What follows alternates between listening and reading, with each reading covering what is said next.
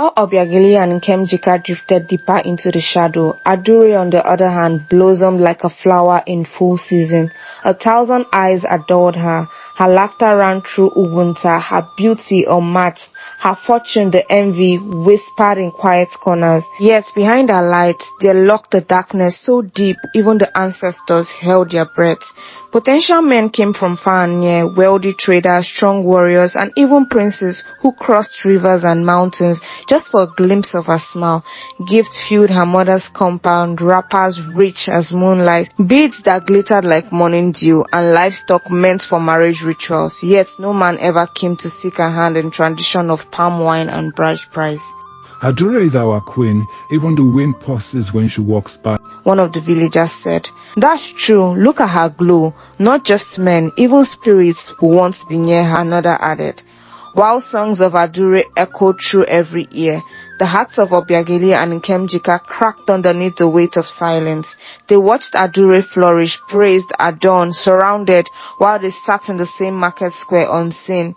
Their goods are untouched, their presence is unnoticed, days turned into weeks, and still, not a single eye lingered on them, not a single voice called their names with affection. No, they weren't envious, they were happy for her, but they wondered, deeply, painfully, what wrong they had done. Who had they offended? Why did it feel as though the gods had turned their faces away? Unknown to them, Adure's heart ached too. For all the laughter and attention, no man came with words of forever. They brought gifts, smiles, songs, but never intentions. Her beauty was adored, yes, but never claimed. And though she shone on the outside, she too lay awake at night, wondering why love always stopped at her doorstep but never entered. One day, as the sun dipped behind the tall palm trees and the village women gathered to pound yam and roast fish for this year's Laji festival, Adure arrived in a swirl of color and perfume. Her laughter danced through the air as she joined her friends under the big udala tree. My mother said we'll present something special this year, she said, eyes sparkling. It won't just be any performance, this one will turn heads. She leaned in, lowering her voice but not her pride. And Obinna, yes, that Obinna from Umeze, promised he'll be coming with his people. He said he had something important to say that day. She paused, letting the suspense hang in air like evening smoke, then added with a proud smile, he wants to come seek my hand in marriage. Her friend gasped and giggled, but Adure only flipped her wrapper with a smile. I can't wait, she added, chin lifted as though she were the luckiest woman in the world.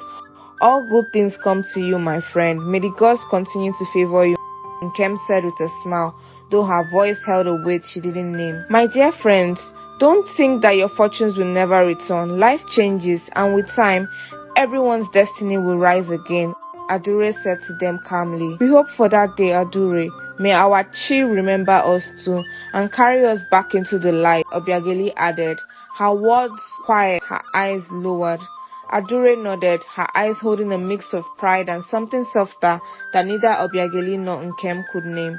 Was it guilt, fear, or was it pity for what her mother had stolen from them, or for the fortunes that were built upon the graves of their happiness? That night, Adure returned home. Her mother awaited her by smoldering embers of a dying fire. Welcome home, my jewel, her mother beamed, eyes gleaming. Tell me, did they marvel at you again? Did they say you walk like a queen among mortals, that your beauty outshone the midday? Yes, they did. Everyone, even the little children, spoke of me, but my heart aches when I see the way Obiageli and Nkemjika live, Adure replied softly. And what is your heart aching for? That part is not your concern. Shine, Adure. Let others find their way or be lost. Something else saddens my heart, Mama, Adure said quietly, her voice trembling beneath her pride. Why do men only admire me from afar, yet never complete their intentions? They bring gifts, speak the sweetest words, but no one truly comes. She paused, then added with a flicker of fear behind her eyes. How am I even sure Obinna will come with his people like he promised? I've boasted about it to everyone. If he disappoints me like the others, I don't think I will survive this shame. Everything has its time, my daughter, Mama Ada said, brushing her finger gently against Adure's cheek. A charm must run its full course. Calm your heart. Your glory will not cease to shine, nor will your path end. until certain roads are finally crossed. She leaned in closer, her voice lower but firmer. Obinna will come, and if he doesn't, another will. But don't you ever speak of shame again. Her tone sharpened, a glint in her eyes. I did not walk this path for you to bend under doubt. You are the sun in the sky. One they dream of but dare not touch unless permitted. Do you understand me? Dure nodded, the shimmer of pride returning to her eyes.